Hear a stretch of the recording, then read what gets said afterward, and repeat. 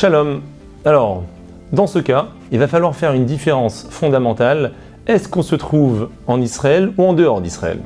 En Israël où il y a énormément de restaurants kasher, on pourra très facilement résoudre ce dilemme en invitant la partie adverse ou vos amis, peu importe, dans un restaurant kasher et comme ça on a évité tous les problèmes. Mais si on se trouve en dehors d'Israël, où là bien évidemment c'est bien plus compliqué, au niveau de la halakha, quel problème ça peut poser?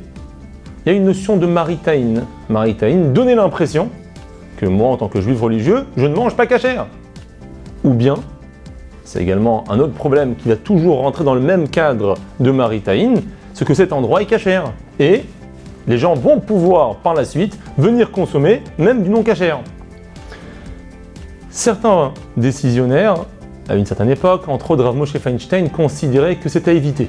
Mais de nos jours, la plupart des décisionnaires sont d'avis que c'est permis. Parce qu'on sait très bien qu'il est fort possible de rencontrer d'autres personnes dans différents cadres, indépendamment de ce qu'on vous sert à table. Et donc, j'ai pas forcément mangé un aliment non kasher, j'ai peut-être bu simplement un verre d'eau ou un coca ou autre, tout en respectant la cacheroute, et donc il n'y a pas de problème de maritaïn.